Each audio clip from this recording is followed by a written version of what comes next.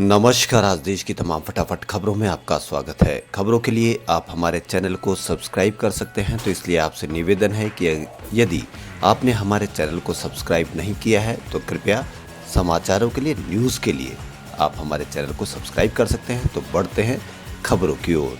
आज Valentine day दिवस है, यानी संत वैलेंटाइन दिवस। एक अवकाश दिवस है जिसे 14 फरवरी को अनेकों लोगों द्वारा दुनिया भर में मनाया जाता है। अंग्रेजी बोलने वाले देशों में यह एक पारंपरिक दिवस है जिसमें प्रेमी एक दूसरे के प्रति अपने प्रेम का इजहार वैलेंटाइन कार्ड भेजकर या फूल देकर करते हैं। यह छुट्टी शुरुआत के कई दिन क्रिश्चियन शहीदों में से दो, जिनके नाम वैलेंटाइन थे, के नाम पर रखी गई है। उच्च मध्यम युग में जब सभ्य प्रेम की परंपरा पनप रही थी, जेफरी चौसर के आसपास इस दिवस का संबंध रूमानी प्रेम के साथ हो गया। यह दिन प्रेम पत्रों के वैलेंटाइन के रूप में पारस्परिक आदान प्रदान के साथ गहरे से जुड़ा हुआ है। आधुनिक वैलेंटाइनों के प्रतीकों में शामिल है दिल के आकार का प्रारूप, कबूतर और पंख वाले क्यूपिड का चित्र। 19वीं सदी के बाद से हस्तलिखित नोट्स की जगह बड़े पैमाने पर बनाने वाले ग्रीटिंग कार्ड्स ने ले ली है। ग्रेट ब्रिटेन में 19वीं शताब्दी में वैलेंटाइन को भेजा जाना एक फैशन था और 1847 में अस्थर हॉलैंड ने अपने वॉरचेस्टर मैसाचुसेट्स स्थित घर में ब्रिटिश मॉडलों पर आधारित घर में ही बने कार्ड्स द्वारा एक सफल व्यवसाय विकसित कर लिया था। 19वीं सदी के अमेरिका में वैलेंटाइन कार्ड की लोकप्रियता, जहां कई वैलेंटाइन कार्ड अब सामान्य ग्रीटिंग कार्ड प्यार की घोषणाओं के बजाय संयुक्त राज्य अमेरिका में छुट्टियों के भविष्य व्यवसायीकरण के एक अग्रदूत था रहे हैं।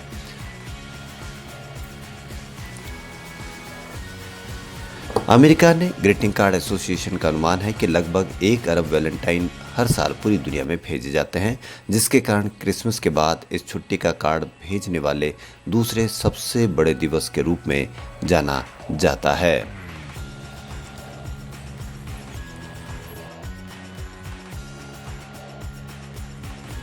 उत्तर प्रदेश विधानसभा चुनाव के दूसरे चरण के मतदान के लिए राज्य की 55 सीटों के अलावा गोवा और उत्तराखंड की सभी विधानसभा सीटों पर आज वोट डाले जा रहे हैं। यूपी में दूसरे चरण में राज्य के 9 जिलों सहारनपुर, बिजनौर, मुरादाबाद, संभल, रामपुर, अमरोहा, बदायूं, बरेली तथा शाहजहांपुर की 55 विधानसभा सीटों के लिए सोमवार यानी आज मतदान किया जा रहा है।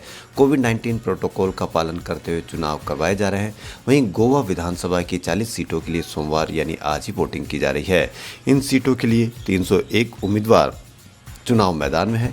उत्तराखंड विधानसभा चुनाव में भी 70 सीटों पर आज मत डाले जा रहे हैं। आज के चुनाव में गोवा के मुख्यमंत्री प्रमोद सावंत, उत्तराखंड के मुख्यमंत्री पुष्कर सिंह धामी, पूर्व मुख्यमंत्री हरीश रावत और समाजवादी पार्टी नेता आजम खान प्रमुख उम्मीदवारों में शामिल हैं। गोवा में बीजेपी और कांग्रेस में सत्ता परिवर्तन देखने वाले गोवा में इस बार बहुकोणीय मुकाबला देखने को मिल रहा है। वहीं आम आदमी पार्टी, तृणमूल कांग्रेस और अन्य छोटे दल होड़ में है।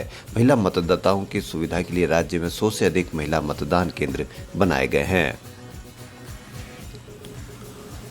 भारतीय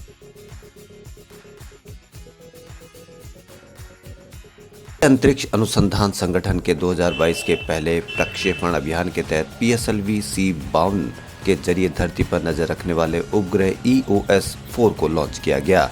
इसके लिए रविवार सुबह 25 घंटे की उल्टी गिनती शुरू की गई थी। आज सुबह 2 छोटे उपग्रहों के साथ ध्रुवीय उपग्रह प्रक्षेपण यान लॉन्च किया गया। EOS-4 एक रडार इमेजिंग सैटेलाइट है।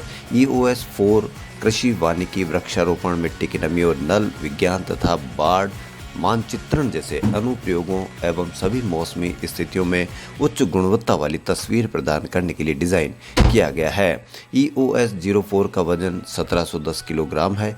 PSLV अपने साथ में 2 छोटे उपग्रहों को भी लेकर गया है, जिनमें कोलोराडो विश्वविद्यालय बोल्डर की वायुमंडलीय और अंतरिक्ष भौतिकी प्रयोगशाला के सहयोग से तैयार किया गया है। भारतीय अंतरिक्ष विज्ञान और प्रौद्योगिकी संस्थान का उपग्रह InspireSat-1 भी शामिल है। इनमें NTU सिंगापुर और NCU ताइवान का भी योगदान रहा है।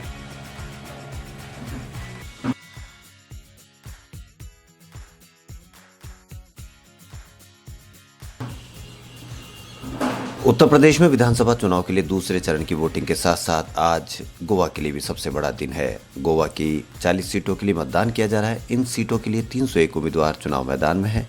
इस बार गोवा की लड़ाई दिलचस्प है। स्थानीय पार्टियों के अलावा बीजेपी, कांग्रेस, आम आदमी पार्टी भी इसमें खूब जोर लगा रही है। तृणमूल कांग्रेस ने भी यहाँ प्रचार किया है।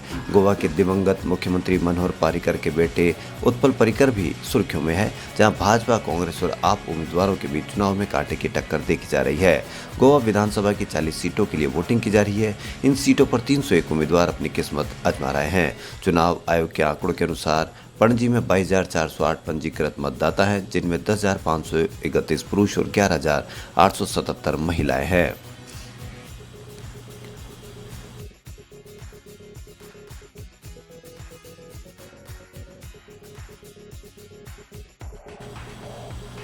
तमिलनाडु के मुख्यमंत्री एम.के. स्टालिन ने आज ट्वीट किया, संवैधानिक अतिक्रमण और राज्यपालों द्वारा सत्ता के बेशर्मी से दुरुपयोग पर चर्चा करने के लिए विपक्षी शासित राज्यों के मुख्यमंत्री जल्द ही दिल्ली में बैठक करेंगे।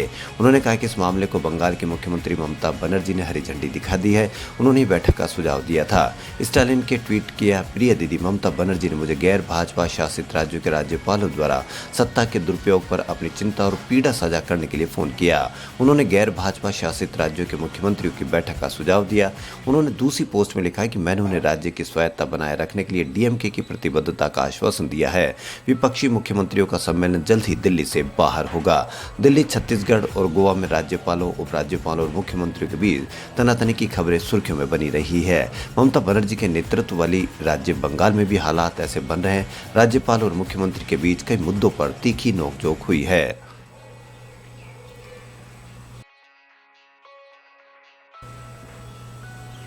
कांग्रेस नेता राहुल गांधी ने शनिवार को आरोप लगाया कि बीजेपी सरकार में 5.35 लाख करोड़ रुपए की बैंक धोखाधड़ी हुई और ये केवल प्रधानमंत्री नरेंद्र मोदी के मित्रों के लिए अच्छे दिन है। गांधी ने ट्वीट किया कि मोदी काल में अब तक 5,35,000 करोड़ के बैंक फ्रॉड हो चुके हैं। 75 सालों में भारत की जनता के पैसे से ऐसी धांधली कभी नहीं हुई। अच्छे दिन के नारे पर तंज करते हुए गांधी ने कहा कि लूट और धोखे के दिन से मोदी मित्रों के लिए अच्छे दिन है। कांग्रेस ने गुजरात के एबीजी शिपयार्ड द्वारा 22,842 करोड़ रुपए की धोखाधड़ी को भारत की सबसे बड़ी बैंक धोखाधड़ी बताते हुए आरोप लगाया है कि नरेंद्र मोदी नित सरकार में शीर्ष पर बैठे लोगों की इसमें मिलीभगत है।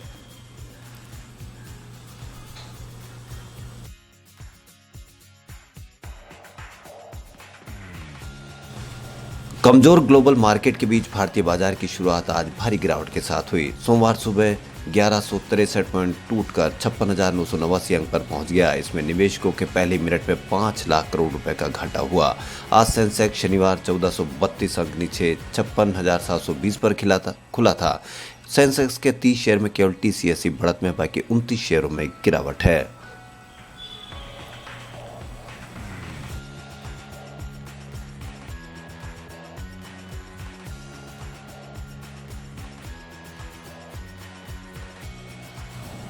आईपीएल 2000 के मेगा ऑक्शन का दूसरा दिन बेंगलुरु में था। नीलामी में कोलकाता नाइट राइडर्स के मालिक शाहरुख खान के बेटे आर्यन खान इस बार भी शामिल हुए हैं। इसी बीच आईपीएल मेगा ऑक्शन में आर्यन खान की एक फोटो सोशल मीडिया पर वायरल हो रही है। इस फोटो में आर्यन अपने पिता शाहरुख खान का फेवरेट ब्लैक ब्लेजर पहने दिखाई दे रहे हैं। आर्यन खान की जो फोटो वायरल हो रही है वह कल हुए पहले दिन के आईपीएल ऑक्शन की है, जिसमें आर्यन खान अपने पापा किंग खान का डोल्स और गवाना का ब्लैक कलर का ब्लेजर, ब्लैक शर्ट और मैचिंग ट्राउजर पहने दिखाई दिए। आर्यन के वायरल फोटो पर एक फैन ने शाहरुख के ब्लेजर को नोटिस किया और कमेंट पर लिखा, बेटे अपने पिता के स्टाइल को फॉलो कर रहा है। खबरों फिलहाल इतना ही। यदि आपको हमारा चैनल पसंद आए तो लाइक, सब्सक्राइब, शेयर अवश्य करें। धन्यवाद।